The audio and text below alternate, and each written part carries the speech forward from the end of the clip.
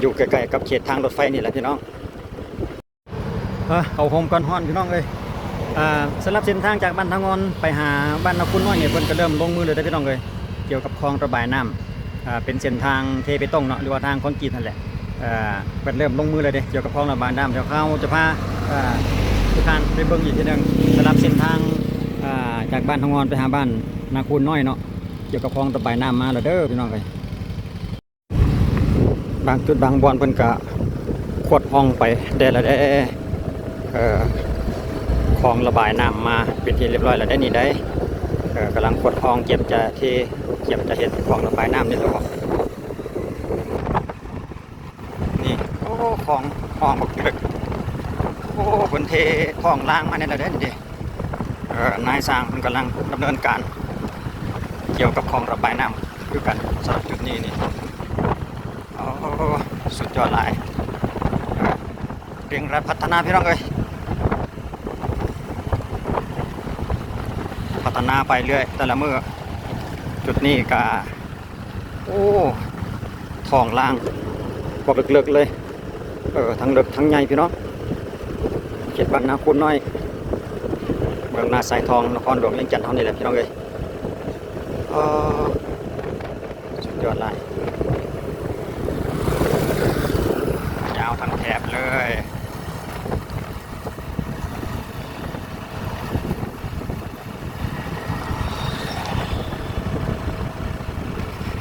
ก็เป็นข้าวดีอีกข้าวนึงพี่น้องเลยสำหรับเส้นทาง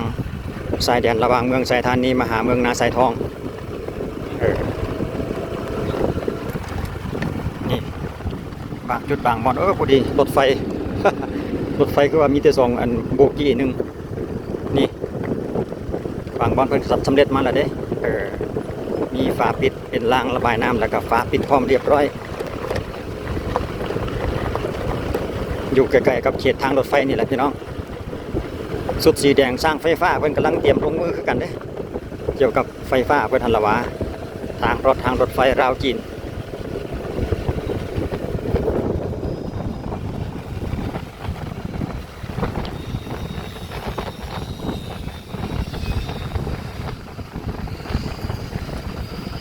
คือว่าเพิ่นเฮ็ดไว้เด้อพี่น้องว่าบ่กี่มื้อนี่ข้าพเจ้าก็มาแต่ว่ายังบ่ทันได้เห็นเลยพอมามื้อนี้นี่เห็นเป็นรูปเป็นห้างแล้วเกี่ยวกับคลองนี่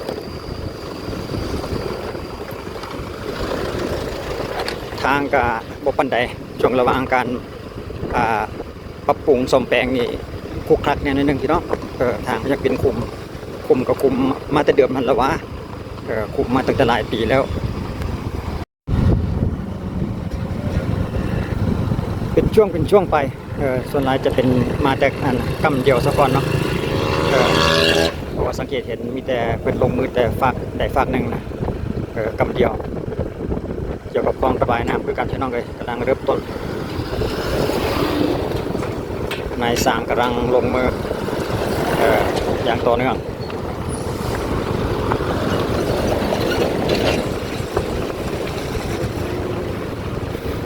สังเกตเบื้องป้ายโครงการข้าพเจ้าเองก็ยังบ่ทันได้เห็นบ่สังเกตเห็นมีป้ายโครงการก็เลยบ่ได้ฮู้ข้อมูลเกี่ยวกับบริษัทเกี่ยวกับอันนั้นปานใดเนาะการก่อสร้างนี่ก็เลยบอกว่าท่านได้เพราะว่าเพิ่นยังบ่ทันได้แล้วโครงการอีกอย่างนึงก็บ่ทันได้เห็นป้ายเพิ่นเห็นแต่ว่าเพิ่นเฮ็ดเกี่ยวของระบายน้ำมาแล้วที่แน่ๆก็เป็นทางอันนั้นทางคอนกรีตพี่น้องทางเทเบตงก็อยู่ในเขตบ้านนาคุณน้อยคือกันสำหรับจุดนี้เนาะ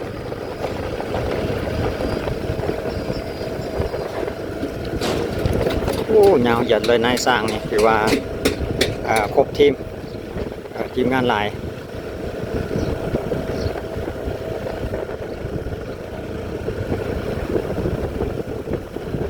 จุดทางด้านหน้าก็จะเป็น3 แยกพี่น้องเลียนซื้อไปก็เข้าไปในเส้นทางบ้านนาคุณน้อยเนาะส่วนเลี้ยวขวาก็จะออกไปหาเส้นทาง13สายเหนือ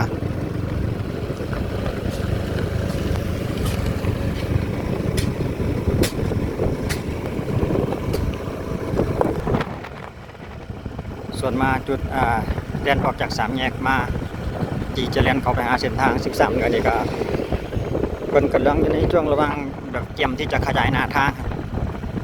สังเกตเห็นมีรถแมคโครรถโชกรถดำแดงเนาะจากจุดนี้เดี๋ยวเราจะเลียนไปเรื่อยๆจนฮอดเส้นทางสามแยกที่ว่าหน้าไซทองนะ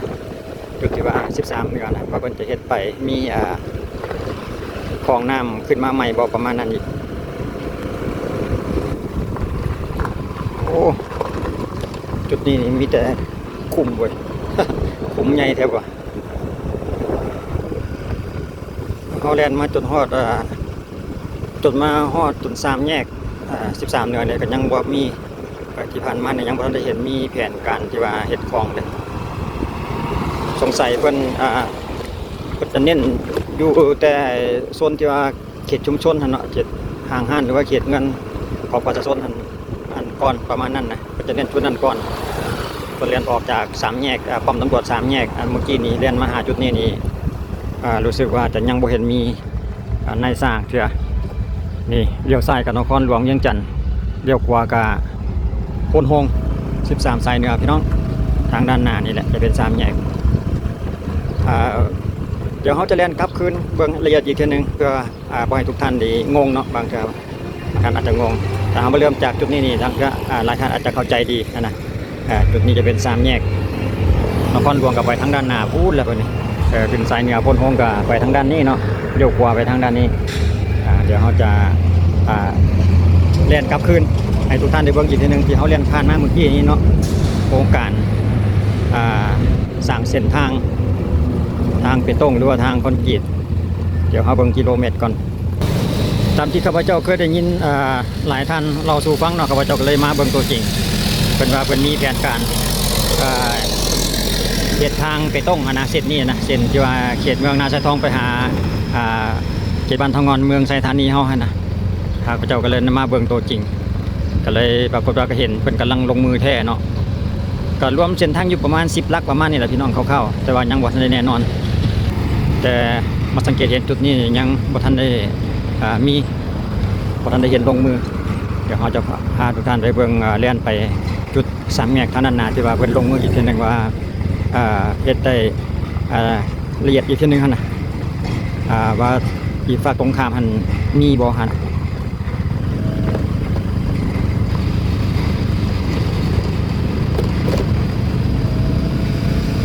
ก็รู้สึกว่าก็เป็นข่าวดีคือกันที่น้องเกิดก็เริ่มมีแผนการเร่งรัดพัฒนาถนนหนทางอยู่ในขอบเขตนครหลวงนี่กับบนหน่อยแต่พี่น้องหลายเส้นหลายสายก็เป็นขอชมเชยทางภาครัฐเพิ่นเอาใจใส่ตามถนนหนทางก็ทางเส้นนี้รู้สึกว่าจะเพหลายสมควรเด้จากจุดนี้แหละจากเขตบ้านนาคูนไปฮอดบ้านทางงอนนี่นะเพราะว่าเป็นการลาดยางมาหลายปีแล้วเพหลายรถใหญ่ส่วนหลายขนาดก็เลยเหตุให้มันมีการสัญจรลำบากสำหรับรถน้อยรถกระบะรถเก่งตกมาในปี2026ในผลกาเริ่มลงมือให้เห็นแล้วนะก็ถือว่าเป็นข่าวดีถึงจะบ่ได้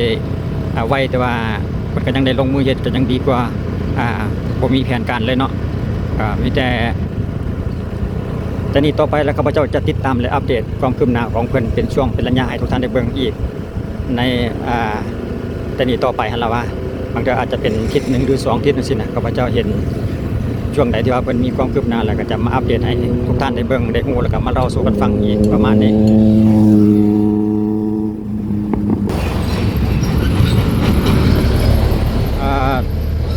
มื้อใดที่ว่าเพิ่นเอาป้ายโครงการมาติดเห็นเพิ่นติดป้ายโครงการแล้วข้าพเจ้าจะเบิ่งแล้วก็จะเล่าสู่ฟังรายละเอียดของเพิ่นอีกทีนึงว่าเป็นมีบริษัทใดแน่เนาะเส้นทางกว้างยาวเท่าใดประมาณนี้นะข้อมูลละเอียดอีกทีนึงว่าบ่ทันได้เห็นป้ายเพิ่นก็เลยบ่กล้าเว้าไปหลาย สิบ่ถูกเพราะว่าต้องมีป้ายโครงการจังแน่นอนหั่นนะว่าสัญญากันจักเดือนจักปีประมาณนั้นหั่นนะอีกทีนึงจากเส้นทาง13สายเหนือหันมาฮอดจุดนี้ที่ว่ายังบ่ทันได้เห็นเนาะเอามาสังเกตเห็นอยู่จุด3แยกนี่แหละไปทางเขตทางงอนเราจะนำไปเบิ่งอีกทีนึงเลี้ยวขวาก็เข้าไปเขตบ้านนาคูนน้อยเนาะสำหรับจุดนี้นี่เขตชุมชนบ้านเพิ่นส่วนเลี้ยวซ้ายมาจุดนี้นี่ก็จุดนี้แต่เพิ่นกำลังเริ่มเห็นเพิ่นกำลังลงมือโครงการก่อสร้างเกี่ยวกับห้องระบายน้ำสำหรับจุดนี้นี่ เขตชุมชนเขตห้างห้านของประชาชนนี่แหละ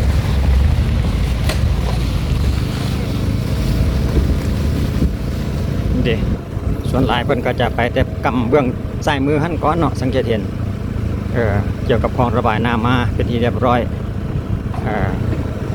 เพราะว่าอยู่ในช่วงระหว่างเพิ่นกำลังเริ่มลงมือว่าซั่นต่อไปเกี่ยวกับคลองระบายน้ำเกี่ยวกับเส้นทางเส้นนี้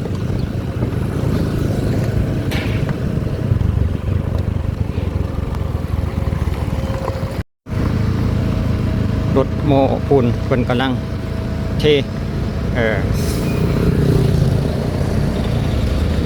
ยาวเหยียดเลยได้จุดนี้บางจุดเพิ่นก็สำเร็จไปแล้วก็มีเห็นปิดฝาล่างเรียบร้อยแล้วก็มีบางจุดเพิ่นกำลังเทเป็นคลองเป็นทองล่างก็มีนะ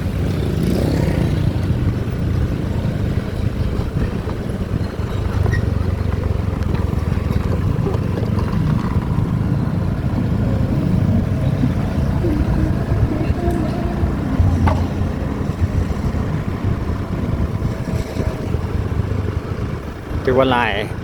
ถือว่ายาวสมควรได้นี่จุดที่ว่าเพิ่นเฮ็ดแล้วนี่นะแต่ว่าหากบ่ทันได้มีฝาก็มีบางจุดเนาะ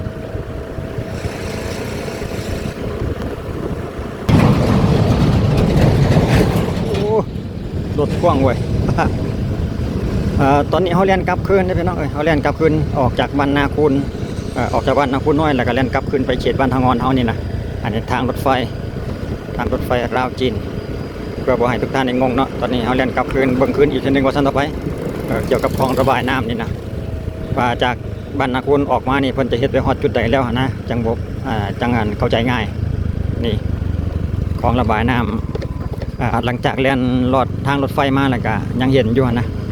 เกี่ยวกับคลองระบายน้ำนี่ส่วนนี้ก็มีฝาล่างเรียบร้อยเลยนี่คลองนี้เพิ่นจะอยู่ต่ำอยู่พี่น้องเลยต่ำกว่าหน้าทางอยู่เลยคิดว่าน้ำระบบน้ำนี่คือจะโอเคอยู่ดอกเดี๋ยวเบื้องซ้ายมือเขานี่ก็สังเกตเห็นมีคือกันเนาะ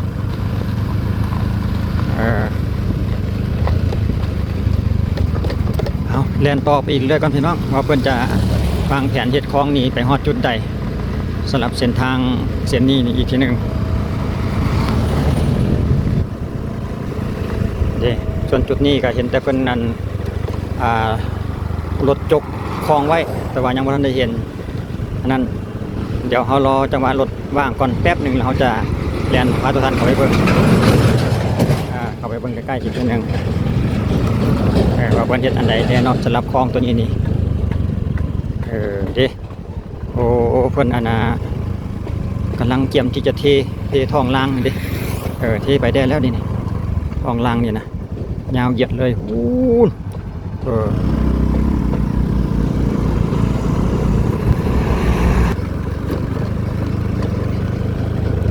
รถจกเต็มเลยอยู่จุดนี้รถจกของโครงการอย่างบ่จักเนาะบ่แน่ใจ นี่มาไกลสมควรบ่แม่นสิเป็นกิโลปลายพุ่นมากนี่นะสำหรับของน้ำเพิ่นนี่นะมาหลายพอสมควรเลยได้นี่นะนี่มาฮอดจุดนี้นี่คิดว่าน่าจะเป็นแคมป์เพิ่นเนาะแคมป์ของคนงานหรือว่าอุปกรณ์ต่างๆนี่นะเต็มเลยเห็นรถอันนั้นพร้อมสต็อกน้ำมันเป็นเล็กเป็นล่างเตรียมตีแบบเตรียมมัดเล็กโอ้แม่นอีหลีพี่น้องจุดนี้คือเป็นแคมป์ของคนงานเพิ่นนายสร้างเพิ่นนี่จุดนี้นี่จุดที่ว่าเพิ่นมัดเล็กมัดแบบเพิ่นหั่นล่ะวะสมเสยทีมงานแน่นหนาเชิบมาถึงจุดเขตปั๊มน้ำมันนี่เนาะคลองระบายน้ำเพิ่นเดี๋ยวเราจะแล่นต่อไปอีกทางด้านหน้าสังเกตเห็นมีรถแมคโครรถจกแน่ได้นี่เตรียมที่ขยายหน้าทางนั่นเองพี่น้องสรุปแล้วรถเพิ่นกำลังลอกทางด้านข้างเตรียมขยายหน้าทางจุดนี้รถแมคโครรถจกเพิ่น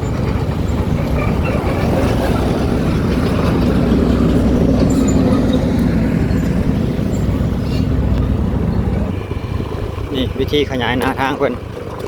ห้อยรถจกเลียนไปเมื่อกี้นี่ กำลังขยายหน้าทางจุดนี้นี่มาฮอดจุดนี้แล้วเนาะสำหรับรถจกขยายหน้าทางเพิ่นก็จะเตรียมที่จะรอกเฮ็ดเป็นคลองเพื่อจะเทคลองระบายน้ำนั่นเองเนาะรถจกมาก็สรุปแล้วมาฮอดแต่จุดนี้เนาะจุดที่ว่าใกล้ที่จะฮอดจุดปั๊มน้ำมันหลายคนจะเรียกว่าหนองไก่ต่อหั่นนะพี่น้องจุดนี้แหละที่ว่าเป็นสั่งน้ำมันใหญ่อยู่เขตบ้านนาคูนนี่นะคลองระบายน้ำก็มาฮอดประมาณจุดนี้แหละเด้อสำหรับเส้นทางบ้านทางงอนมาหาบ้านนาคูนน้อยนี่ทางด้านหาเขาก็จะเป็นแบบสั่งน้ำมันใหญ่ไม่อย่างสมวันเจริญโพลิเรียมรถน้ำมันสงสัยจะเอาน้ำมันเข้าไปในปั๊มมั้งยาวเหยียดเลยพูดบอกหลายๆคันรถปั๊มน้ำมันเพิ่นรถพ่วงเกี่ยวกับน้ำมันเกิดตั้งลำใหม่ซะก่อน ยาวเหยียดเลยสั่งน้ำมันเพิ่นก็ทางด้านในพูดแหละ